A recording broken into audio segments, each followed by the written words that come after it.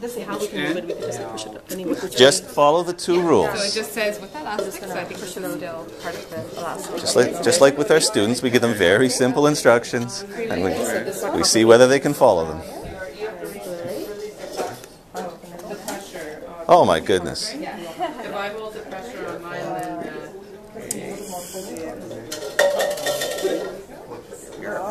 Look at this. Have you guys been practicing? This is actually just the warm-up. Okay. The real challenge is to make a tower 1 cup wide, 5 cups high. So tower this high, 1 cup wide. 1 cup wide. Same rules. Go. You guys pull more back? You pull that one there. Wow. Yeah. That's going to be the tricky part. Going to be the. This group's being very careful, very intense, but also breaking the rules. We're breaking rules? Breaking the rules. The rules are so simple, and they're so broken. Could you hold the string by the ends? By the end. Oh. Wow, excellent. Excellent. I don't know if we really applied the rules correctly, but so this is the warm-up round. Oh gosh. Now the real challenge, 5 cups high. Okay, a tower 5 this high, 5 cups high. 5 layers high. Okay. More. 1, 2, 3. There we Hey. go. All right. All right. Look at this overachieving group here. Well, hang on.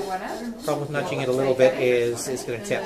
What about, what if we lower it down enough? Now I've handed out a sheet to each group, which is titled Group Spark.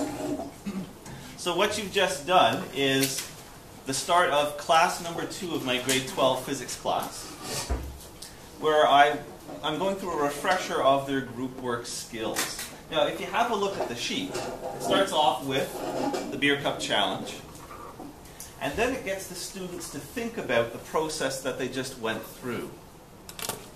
And it gets them to think about the skills that are involved in what was a nice, fun, lively activity to start things off. One of the major goals of our designed grade 11 and grade 12 physics courses is to cultivate the so-called 21st century skills. And so this is a set of skills that have been identified by a variety of lobby groups, public interest groups. This is just one example of them. The Partnership for 21st Century Skills, a group of major tech companies who are saying, well, in our educational system we need to do 2 things. We need to make sure our students have the basic skills in math and science, but they also need this additional set of skills that they're calling the 21st century skills. And if you go to their website, they have a variety of interesting resources explaining what they are looking for and what they are lobbying the governments and educators for. But the basic idea is this. So what they would like to see in their graduates from high school and from university is that the students possess these 4 C's: the critical thinking, communication, collaboration, and creativity. And so our beer cup challenge there helps my students to think about that and also to understand the rationale for why we do so much of our work in groups. So I've provided you with the entire lesson, and if you take a minute just to flip through the lesson itself. So if you look at the sheet, after this discussion of the skills, it gives a refresher of our group roles and allows them an opportunity to reflect on their own experiences back in grade 11, where they started off a lot of this group work process, and then to think about how to make their groups function effectively. So that sheet I've provided for you to peruse at your leisure later on. So, 21st century skills is a major goal of our group work learning process. And now I'd like to take a minute to have you think about today's goals, because I've planned a lot for you, but it will be extremely valuable for me to hear from you what you would like to get out of today's workshop. So you're going to go through a quick group discussion about what would you like to learn today. And I'm going to have you choose roles for this discussion process. So one of you will get to be the manager of the group. You'll just help to organize things, help your group to work along together. One of you can be the official recorder, so you'll jot down notes on the whiteboard that is provided. And there should be markers and cloths in the white baskets for you to use on the whiteboards.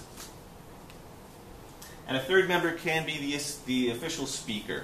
So when it comes time to share some of your ideas, they will be the official talker. So normally in my class we work in groups of 3. If we do happen to have a group of 4, then 2 people will share the role of speaker. Okay? So these are the roles that I would like you to take. So when you get started, you can decide which you would like to be.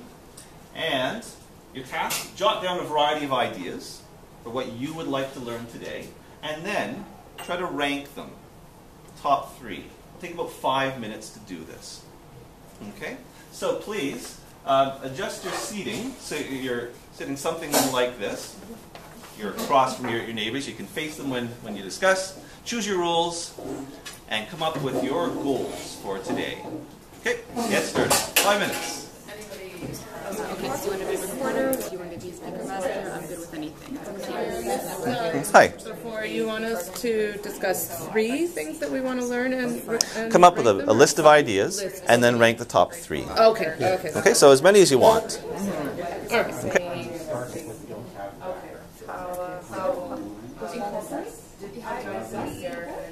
And I'm going to put here different dynamics of control.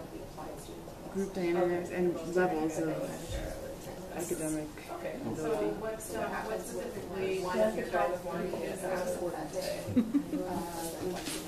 think we should do a few more ideas. Oh, sorry, excuse myself. Yeah. How to incorporate into an everyday lesson? To make it easy, how can it be made so that it's more effective, not wasting time in terms of incorporate lessons, right? Into lessons? In an effective manner? in terms of how to assemble the group. We took practice. And so I have been using the group work very successfully within the time limit and get this whole lesson done. Okay. So I think the time limit would be more simple than the time limit. yes, How do we do it? Yeah. In the same amount of time. So, okay. How can they do it in Time minute. Time. In a very different world than you guys are. I think extremely When you said structured homework, I was thinking... No, this is different. different. Yeah. This is different. Like you had talked about at your talk at the Eureka, you had said you don't just give them free homework time. It's always structured homework. And I was wondering how you organize that and how you got all the kids to be accountable.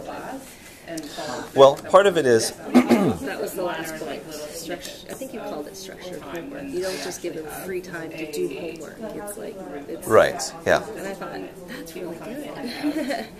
So part of that is the lesson doesn't really end, but the final part of the lesson is structured application of what they've learned within their groups.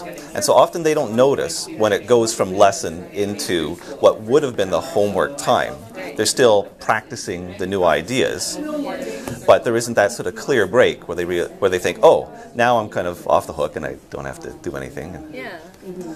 And I just find that, like, okay, so you finish your lesson, and they do homework, and they think, oh, well, I'll just take it home and do it. It's called homework. And so class time is wasted where they could be using each other to, like, learn, how to do this. yeah, exactly.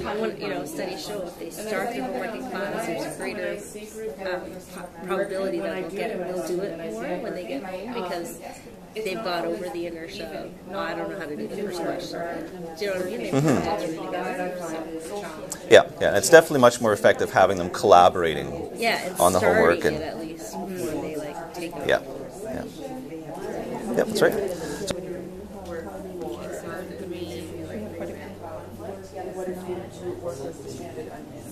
Should be adding one more to start. I think we should each start ranking our top 3.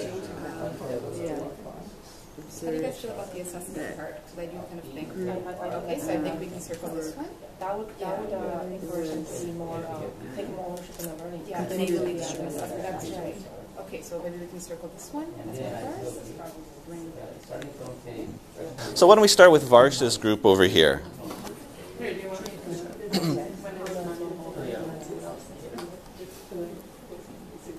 We can see it. I hope you can see that. We have quite a few ideas. Our top one was how to assess group work. Because if students are assessed on it, they'll be more involved in the learning and be more responsible, take more ownership if they know there's a mark attached or some way of assessing them. The second that we thought was in terms of rankings, how to check for understanding. Sometimes we find that the weaker students might hide behind the stronger ones. And so one wants to wonder how can we get the weaker ones out and more vocal and ensure that they're also understanding and being more of a participant. And the third one was how to encourage equal participation. Weak, moderately strong, and strong, all equally participating. Okay, thank you very much. Effective, how to accommodate the different group dynamics that result when you form the different groups in your classroom, their academic abilities, and so forth. I'm not going to go through that because you guys get the gist of what I'm saying. So how to make it effective as organizing our group work, and then how do we assess it well, and so is it individually marked, all sorts of things of how to assess it. And then lastly, what is the distribution in terms of when you plan lessons, how many percent of your class time should be devoted to work that is group work, and how many percent should be teacher-centered or other forms of instructions. Okay, thank you very much. So our rankings are here. So time management is, so what that means is if it's going to take teacher A, 3 classes to cover these concepts doing it in group work, and it's going to take teacher B, 1 or 2 classes when it's teacher directed, then maybe it's not an option for teacher, A, because they have to write a common exam at the end of the year, right? So basically, it's how long is this going to take? Am I going to be able to cover everything? Another big one is, getting the focus on the students and off of the teacher, because, students get bored in class when they listen to the teacher doing this. But again, it's how do you strike that balance and keep the kids engaged, with teacher-directed, student-directed. As well, with, the different group members, how can we keep each one, on task and make sure that, they're doing their part, which I guess ties into the size and the roles. Okay, good. Thank you very much. So just put these boards to the side. We will return to them as we go through our workshop today. It was very good to see all those ideas that you have that you've identified, and these are the questions that I have gone through in my own learning process as a teacher in figuring out how to try to make groups work effectively and work consistently. And a very important question that was brought up was the time factor, because if you think about our time here together, why did I go through this process with you, working together in your groups and identifying these goals? Because I could have predicted most of these goals, and then I could have saved time by, okay, I know that they'll want to know how to organize a group and how to assess. I could have gone straight to that. So what was the purpose of my structuring the start of the workshop this way? What do you think? Gary? Well, we could certainly go through the process that your students are going to go through. I mean, I think you overheard us when we were having a hard time moving on to the next task too. And for me, I come from an alternative school, so this would be okay if we never got to the ranking stage in the class during that period. But I can see how my colleagues would be really stressed and concerned about, we've got to get this done, we've got to move on to the next part. So that we've already just gone through some of the pains of doing group work. Mm-hmm. Yeah, Mira? Just reaffirmation that you're not alone, so that it's saying the concerns that you're having that other people are also having, so it's a common experience. And sometimes wording them also brings out more detail than you would have if you just listen to somebody, you don't get to expand on and think about it and reflect as much as if you're in a group where you're sort of forced to talk about it and then it brings up other ideas. Thank you. Rabia? I almost find that I'm a little bit more invested in finding out what the answers are, feeling as though we've kind of co-constructed the questions. Now I'm really curious to find out, well, how do I do this? What is the answer going to be? What is this going to look like? Thank you. And no, we're okay. So excellent responses there, and that's exactly my line of thought. And an important part of group work is developing that sense of we are working together towards this common goal, and sort of starting off with that baseline of your shared understandings and your shared questions and what you would like to learn more about. So very good. Thank you for that discussion there. Now, talk about that. So what I thought we would do today is to start off looking at excuse me, how we carefully structure group work. And there's two ends of a continuum that you could look at. You can have highly structured groups where the groups are teacher chosen, there's explicit roles, and the groups work together for an extended period of time. Or you could have an unstructured group formation. So the students would choose their groups. There's no specific or formal roles, and those groups might only exist for that single class or for that single activity. So these are two ends of a continuum, and it's worthwhile taking some time to think about the pros and cons of these different ways of organizing groups. Now, I have a second set of whiteboards because I wanted you to keep your goals on these whiteboards, and so you can just stick that old whiteboard over to the side so we can check them off as we go along and make sure we've addressed your questions and concerns. But I'd like to have another quick discussion about structured versus unstructured groups. And I want you to think about the pros and the cons of each of these. And again, we're going to aim for about a 5-minute discussion. And so jot down your points if you like, make a little chart on your whiteboard. Okay? So please grab another whiteboard, change your roles from what you just were. And let's have a little discussion. And I think for the structured, if it's a long, these are sort of the long extended groups. That this is where you can do some really rich tasks. It's about that, roles. like Which would be is an advantage to structure is that it gives makes each student accountable for something in the group. Whereas when you have an unstructured group, then typically you can still give them roles. Like we assign. But if we're contrasting the two models, like unstructured is the assumption is no role. That's what I was saying. You could mix them. You could have You could have a students get their blend. group, but they do have to have a role. But I would say that's unstructured for choosing, but structured for the role. Yeah, so a con of this is when kids are away. Yes, when they're missing a key group member. Yeah, key role. Also, like if you have an activity that is time sensitive, right? You don't have to waste time to structure it. depends on the student. They might Right? So take if it's a short activity, structure. find a time.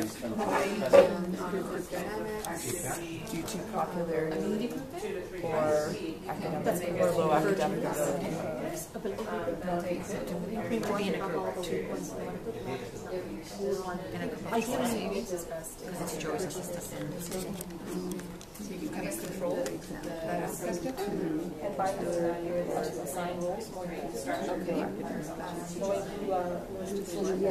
And you know who the strength of students too for this one. You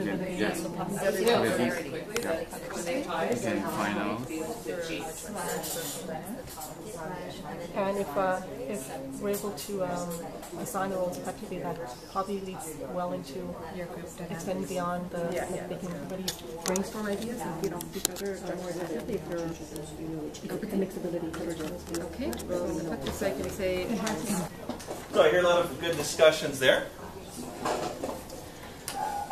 And there's many ways to make use of this group discussion process and the whiteboards. So we could have a sharing phase at this point, but just out of time constraints, we'll move on into our next part. And we've had a very good discussion there. And now what I wanted to do is to share with you the formula that I make use of in my classes. And you've identified a lot of the salient points towards the pros and the cons. And in my experience, with structured groups, if you train the students well, you can greatly minimize the cons of it. So that is my only approach to group work in both my grade 11 and grade 12 physics courses, and in other courses that have used the same model. So I'll give you, I'll give you the rundown. So when I structure my groups, they are groups of 3, and I tend to avoid the male-male-female combination, something about males of that age and their lack of social skills, where they just so easily railroad right over the perhaps more quiet but very good female students. So I try to avoid that unless I know the students well, unless I can predict that that group of personalities will work. When I know the kids, I try to put together a heterogeneous group of students where there's a strong, medium, and weak student, and picking a strong student who I think will function well as a leader of that group. Even if they're not the manager that day, they will still be a vital source of ideas to help keep the groups moving along. When I know the kids well, I try to match their personalities and their particular needs. And whenever possible, I try to get student input into the formation of the groups. However, I always form the groups. And that, right from the beginning, changes the dynamic of the classroom. It's very different today if I just had you get together in the Earl Hague group and the Lakeshore group and so on. It's very different when the person in charge is kind of structuring everything. It's a more business-like approach to the task of learning. Now, I do have the clear roles, as you've started to learn through the structure of today's workshop. And I find in my own experience that as the groups learn to work effectively together through grade 11 and grade 12, the group roles can often dissolve, just depending on the context. They might revert back to the very clearly defined group roles. But a really well-working group has 3 members who kind of are all managers. They're helping to organize the group. They're happy to record and write things down. So they start to share the responsibilities. So when you observe my classes later today, you might not notice the clearly defined roles, but they're still there. The students still sign up for them each day. And it's there as sort of like an insurance plan, a fallback, where if I see, okay, this group isn't working very well, I can go over and say, okay, who's the manager of this group today? And then we can start to get the group functioning well again. And my groups last an extended period of time, typically 1 unit, which is about a month in our semester in school here. So this is the formula that I use for group work, and there's a lot of research that supports these choices that I've made, and overall I found it to be extremely successful. There's no magic bullet in teaching. You won't be able to take that quiet, retiring student and turn them into a dynamic whirlwind. But you can create environments where that student participates a little bit more than they would have before, and where they feel secure and comfortable, willing to share their ideas, willing to say, I don't understand this, to their colleagues. And so you can create those supportive, safe learning structures for those students. When I form new groups, I have students fill out a little sheet of paper, they circle their name, and they write the name of 2 or 3 others who they would like to work with, who will help them learn physics, who they haven't yet worked with before. And then I move them around in like a big Tetris game, trying to find a good combination of strong and weak, the different personalities. And that way they have a bit of input into the process, and I can still try to carefully design each of the groups. So it takes me about half an hour to 40 minutes to design the groups for a particular class, and then they'll stay in those groups for the entire unit. So this is the strategy that that I use when I'm forming groups.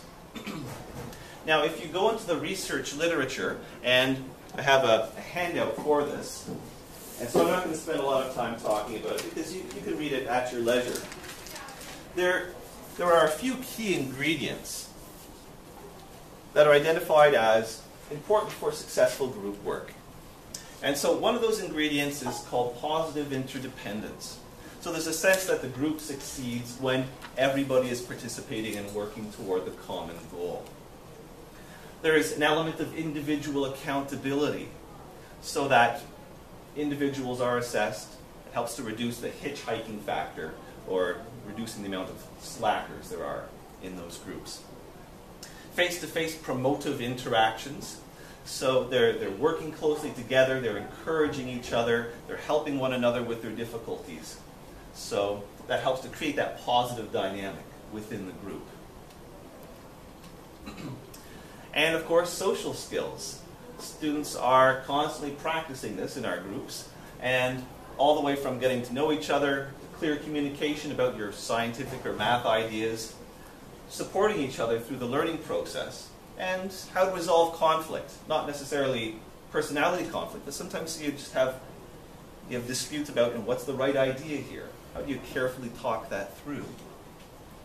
And then finally, group processing. An opportunity for them to reflect on how well their group has been functioning and how well they have been contributing towards the group's efforts. So all of these ideas, which I've just kind of blitzed through, are explained in a fair bit of detail in this document here, which is put together by the gurus of the research that this is based on is rigorous, it's well studied, and it's not the sort of fad-based educational research that you hear a lot of. And that's an important feature in the ideas that I've brought into my own teaching practice. So when it comes time to train your students in how to work effectively in the groups, to train them into the roles that we make use of, this is what I do. So this is day one of my grade 11 physics class. So I spend about 10 minutes just saying, hi, how's it going? This is what physics is all about. And then our very first lesson is this. I spend time explaining to them why we're learning this way. The old-fashioned lecture process for learning is very inefficient at teaching deep understanding. It is efficient for just conveying information. You can verify that the information has appeared on the student's paper. But for generating any kind of meaningful understanding, and especially developing the 21st century skills, it is very poor. And one of the reasons is because of the safety factor. When you're listening to the person talking away, the dull, monotone voice can easily put you to sleep, and it certainly mentally disengages you. And so the solution for that is working in groups. But, as many of my students will know from their past experiences, they have not all been happy ones in group work.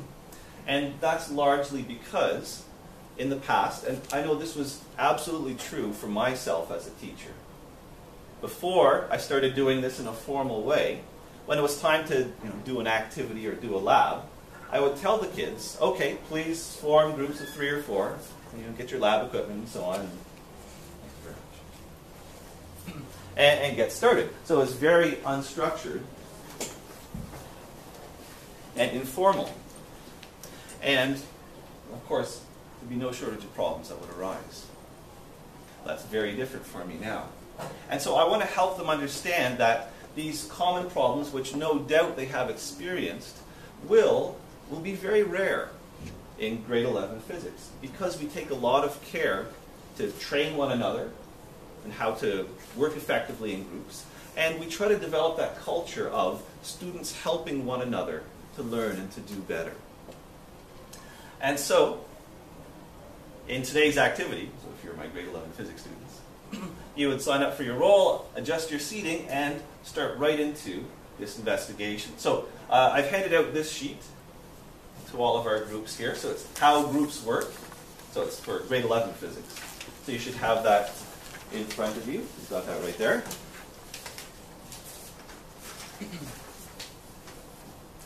And so this is day 1 of grade 11 physics class. They've had about 15 minutes of introduction, and then it's over to you. You're going to learn how to work effectively in the groups. And, oh, okay, I'll grab that for you. And up to this point, I haven't explained to them about manager, speaker, recorder, and so on. This is their first instruction in it. And what I'd like you to do is go through the investigation in student mode. So take off your teacher hat for a minute and put on your student hat. And we're going to go through part of this investigation as if you were the students, and you're going through this learning process of how to work effectively in groups. Now, some of the materials for today's investigation you'll find at the front of the room. So we have our meter sticks here and a collection of spheres that you may make use of. But don't worry that there's no detailed physics knowledge required for this. It's more of a fun but still scientifically grounded activity that will help to train them in the function of these different roles. So what I'd like you to do is sign up for your group role, adjust your seating, you got that covered, and then follow the directions carefully. And think of it like the script of a play that you might read in English class. And the equipment's up here whenever you're ready. Okay, so please adjust your seating and get started on your first group work activity in grade 11 physics. Let's go.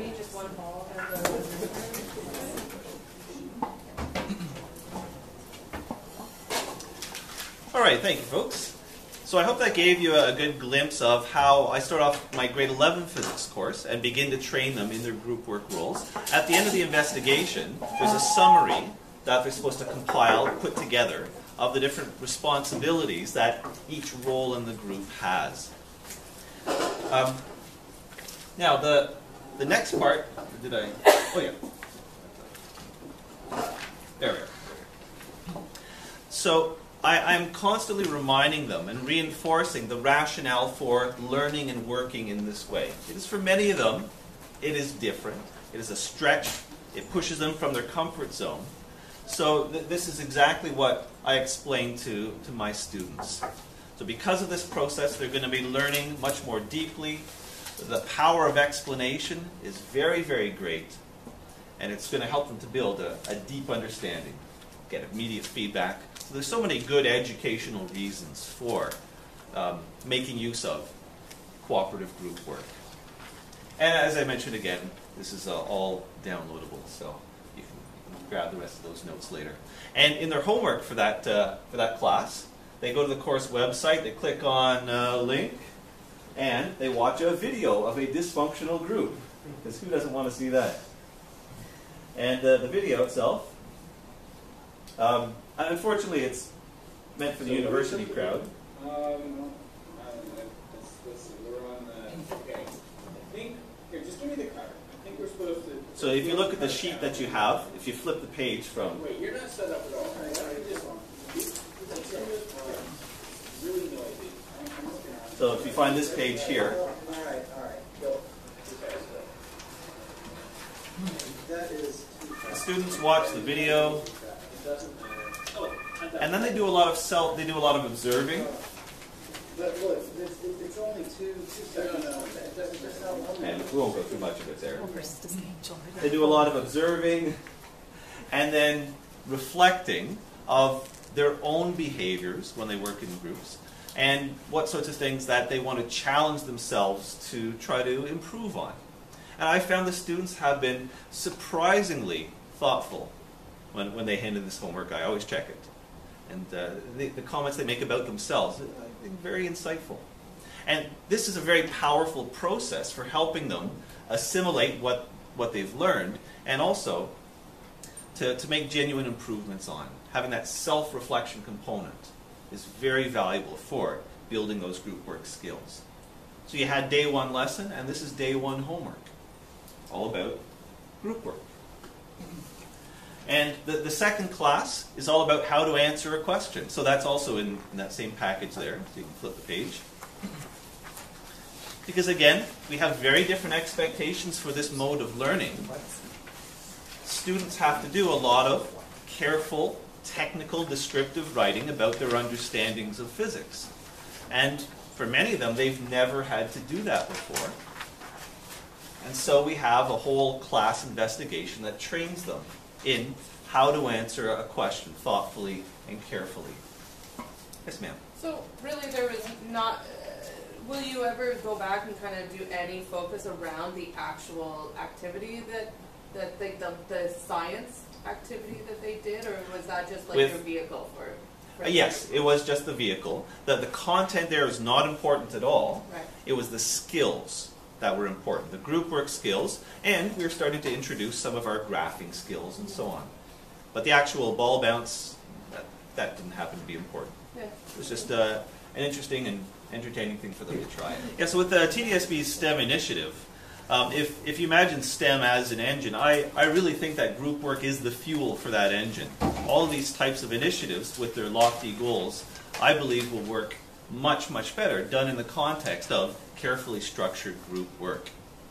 So just to continue along that tack, many of you have been asking, well, what about the grade 9 applies? So I've heard that coming from a number of people. My own perspective is from teaching physics. I've done that almost exclusively for many years now. But I've also had many teachers come and visit my classes and take the techniques and try them out on their own.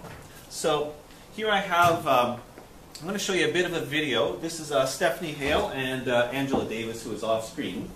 And they have been using these techniques in their chemistry, grade 10 academic, grade 9 applied, exercise science classes. And so you'll get a sense of how they make use of these group learning techniques. So just a couple of minutes listening to. Just a couple of quick examples in your class, and then maybe you can have here a couple things. But when are you able to hear that? In a grade 9 classroom, so Ange teaches a grade 9 academic, she's 2 grade 9 academics, and I have a grade 9 applied. Again, focusing those first 4 to 6 weeks is just based on building the group learning skills. So whiteboarding, the prepared type things, everything like that. So this activity I did very well. It was our second day of class, but our first day of class I only had 30 minutes. So really, this would have been my first day of class if I had time. And I put, what's in white was a slide that I just put up. And I said, here's your task. This is the I'd slide. already put them in groups. I'd already talked about what their roles were in the groups. And then I said, using materials, I want you to build the tallest freestanding structure that you can. And so I gave them, they said 6 straws, 3 pipe cleaners, model clay, a sphere, and 6 popsicle sticks. But first of all, the first part is to make a plan on the whiteboard. And before they could get any of the materials, I had to see that they had something on their whiteboard.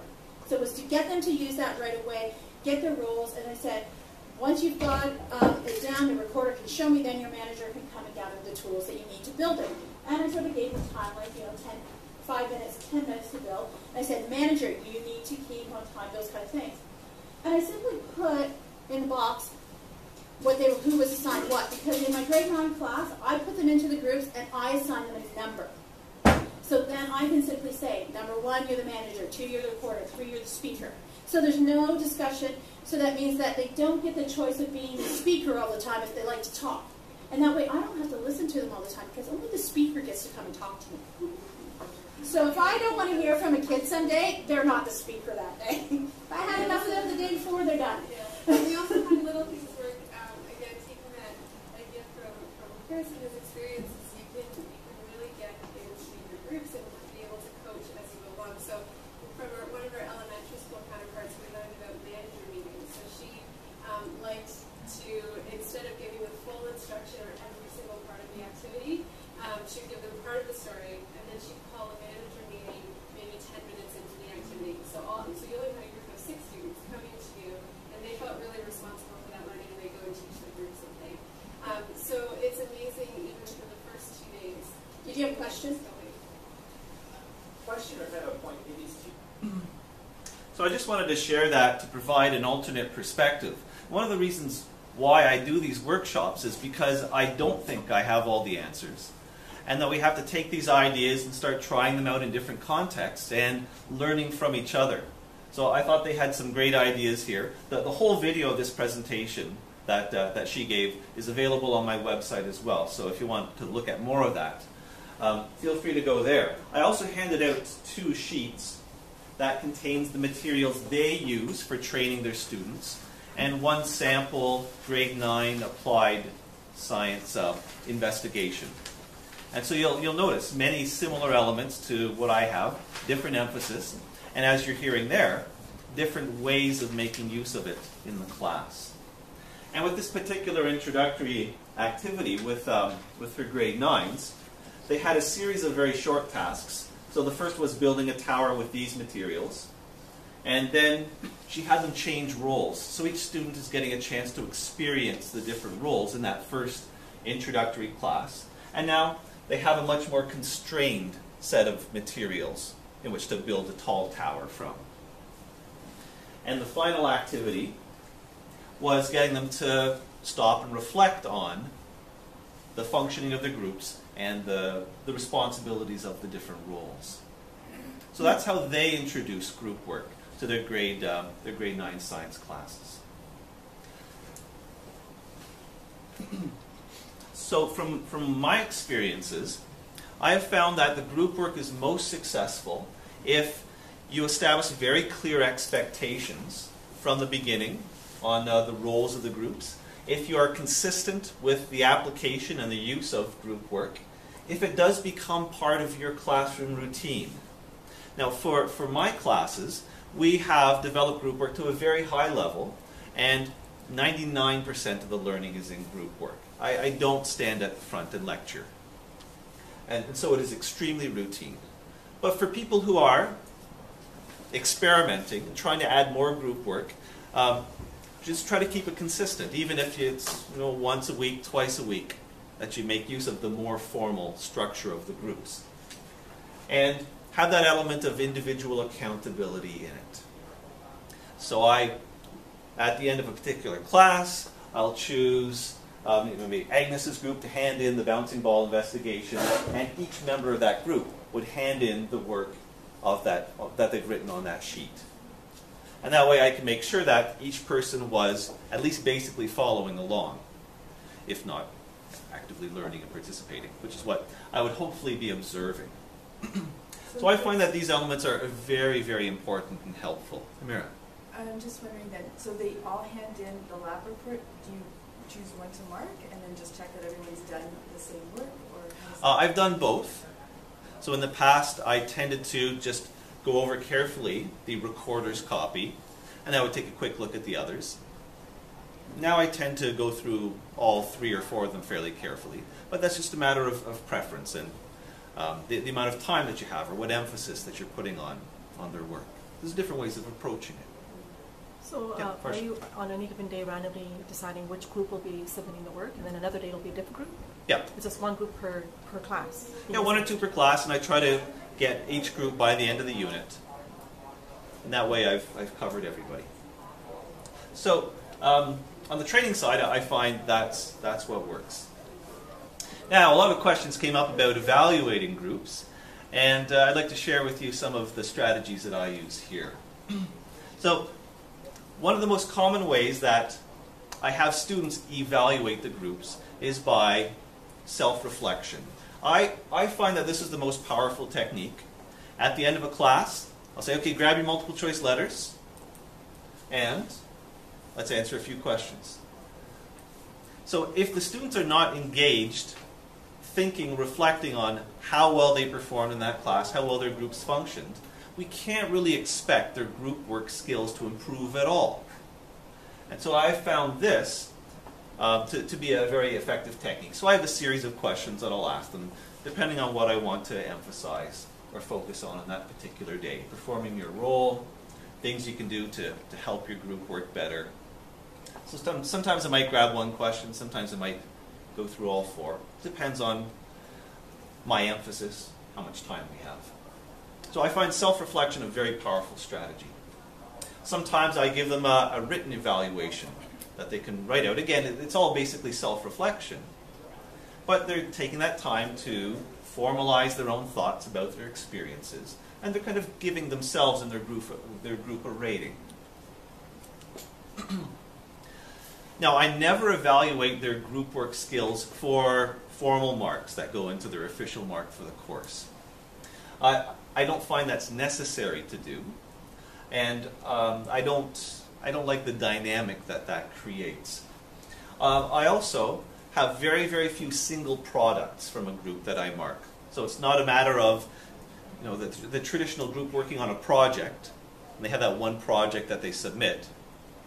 The majority of the marks, the vast, vast majority of their marks come from what they do together in class, and they each have that individual copy that they've been working on, that they're responsible for. So I'm always marking their individual work, but that work has been greatly assisted and informed by that collaborative group process.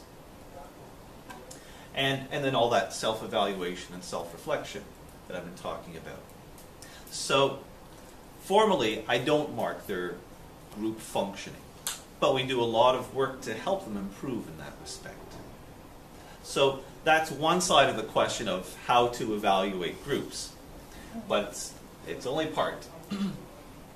Now, when I put this all together in the course evaluation, this is what teachers often ask me about, you know, how do you do it? So I collect their daily work, that's the random collections, and that's part of the thinking inquiry mark. And the good old-fashioned tests, well, I shouldn't say old-fashioned, but the good old tests still form a very important part of their overall mark for their course, coming in under the knowledge and the communication part. And this, I think, is very important for that individual accountability aspect of group learning. So if you're just coasting, if you're going for the free ride, then that'll be found out very quickly. So they're not given a free pass by any means. So the vast majority of what I mark is the individual student work, and still big chunks for the test format. But that daily work that they do is a very important part. And that helps to reinforce the importance of carefully writing up your thoughts and your ideas. Really good. Does everybody who teaches the course follow that? Yes. So it has to be like a group? Yeah. At our school, we have quite a bit of uniformity amongst our physics and grade 10 science teachers. We're developing this in chemistry as well. In the way that we have designed our physics courses, group work is an intrinsic part of almost every facet of the learning that takes place. It's really just that the homework that they do, actually at home, is the only truly individual thing that they're doing. So we've managed to make use of groups in many, many different ways. And one of them is through our quizzes. And here's an example of a quiz format that I've used in the grade 12 physics course. And it starts off with a group component. So I have some equipment set up at the front of the room. And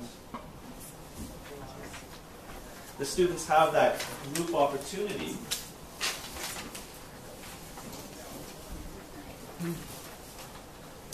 to talk about what they see happening. So I just give a very basic explanation of what's going on. So they have that group opportunity to explain what's happening, to decide on the important quantities or questions involved.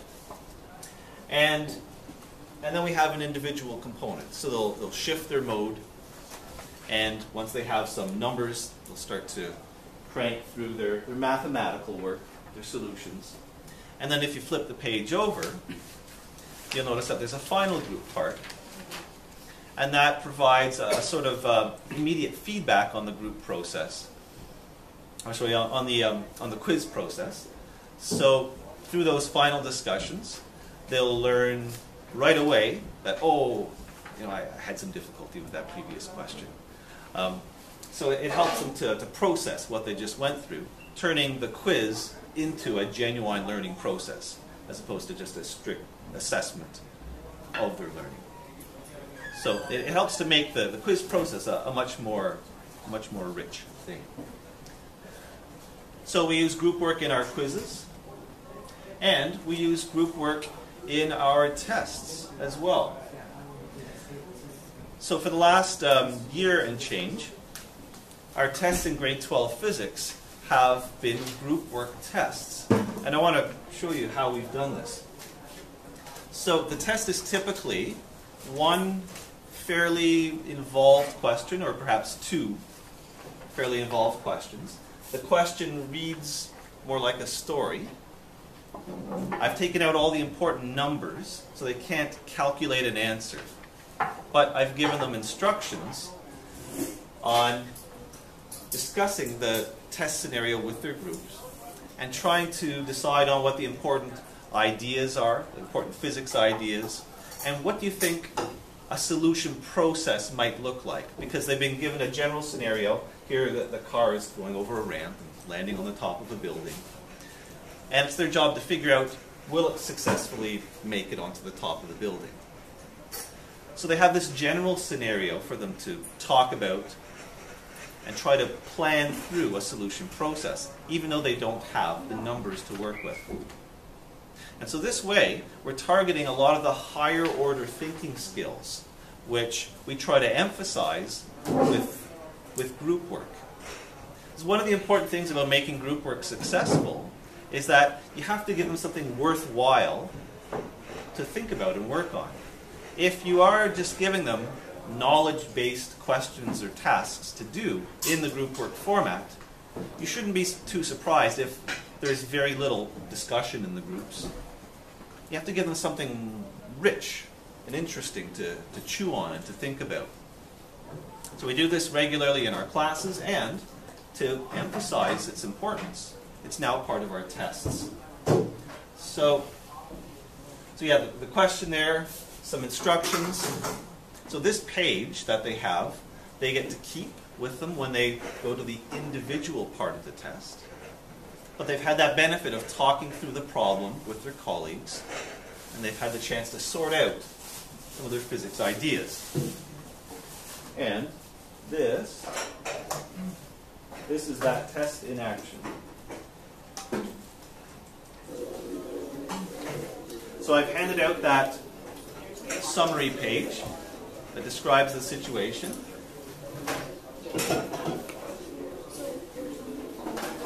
And now they're starting to talk it through with their groups.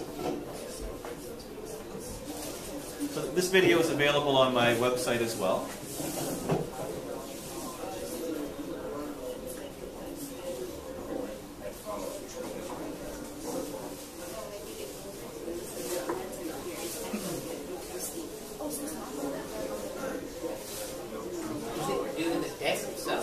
This is the test. So the first 10 or 15 minutes of the test is this group discussion process. So you'll notice a very high level of engagement, a lot of great discussions taking place.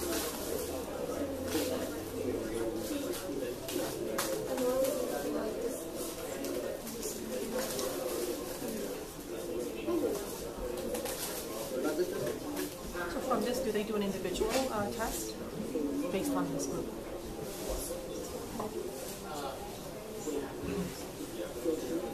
So if we fast forward a little bit, let's see. There's a lot of talking, a lot of discussing.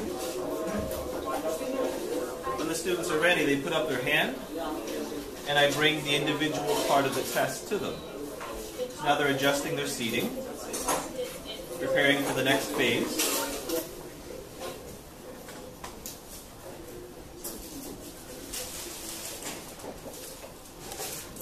And in a span of 2 or 3 minutes, the class shifts from the noisy, bustling group work to the quiet individual work.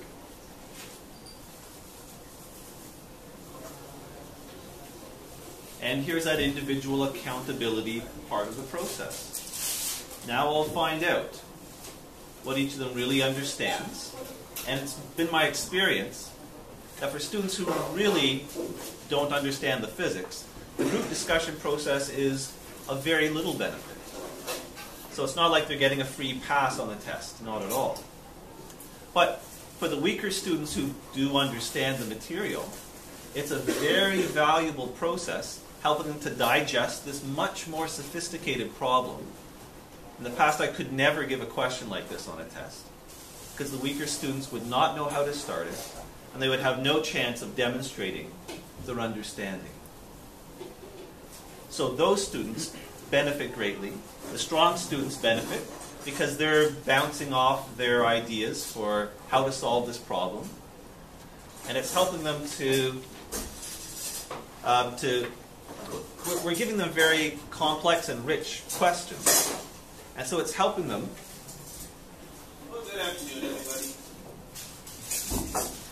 That's the YouTube who's going on to the next presentation. And so it's helping them digest these very sophisticated situations. And because they are sophisticated, in any sort of real-world problem solving, there's always questions that you have. There's always dead ends as you're trying to map out a solution process. And the only fair way to present problems like this to a student on a test is to have that opportunity to share, discuss ideas, and try to come to a consensus on the correct solution path. Yes, sir? So, you will get the benefit if we have a similar question in numbers and everything in the real individual test. Yes, and the real test is the exact same question. So it's the exact same question as before.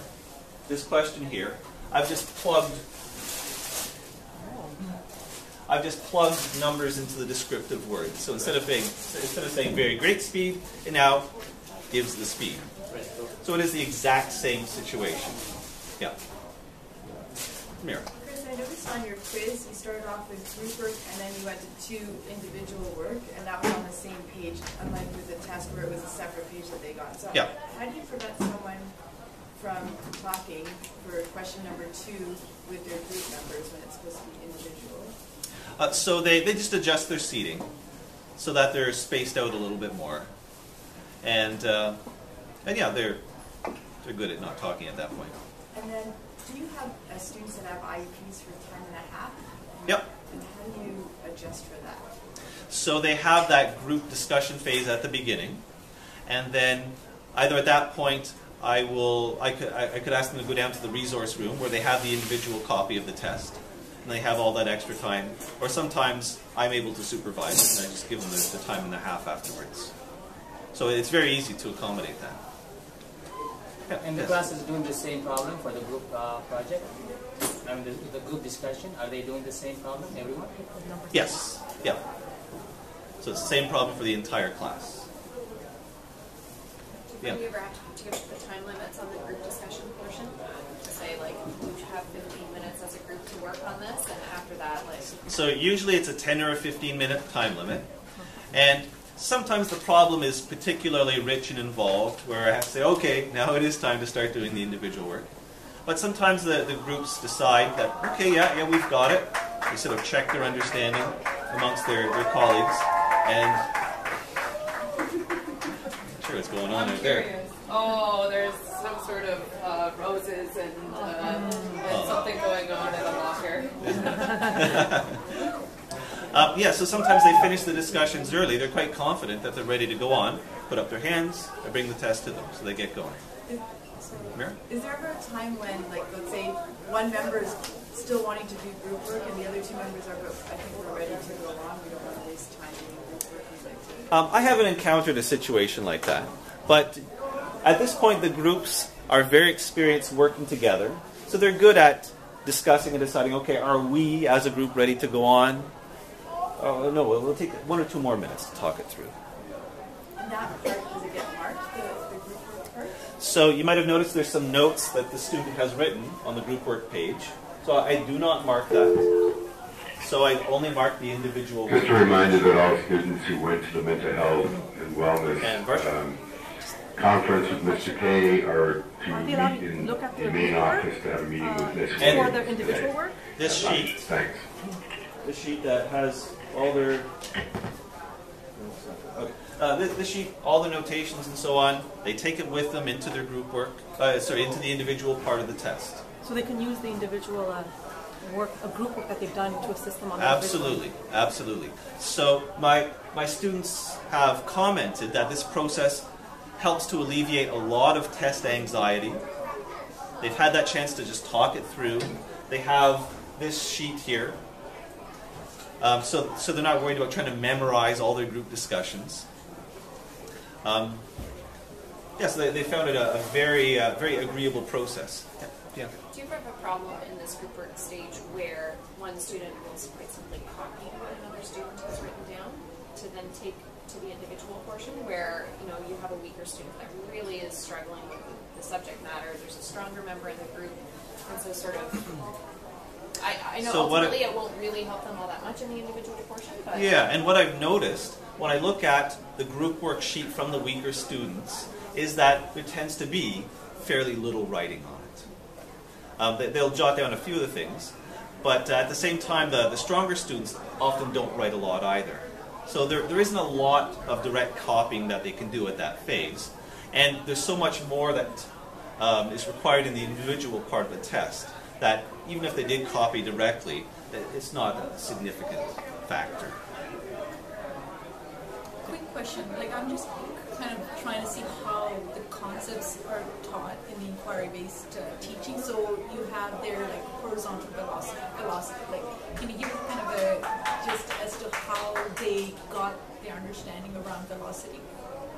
Yeah, this is the final stage of this group work process.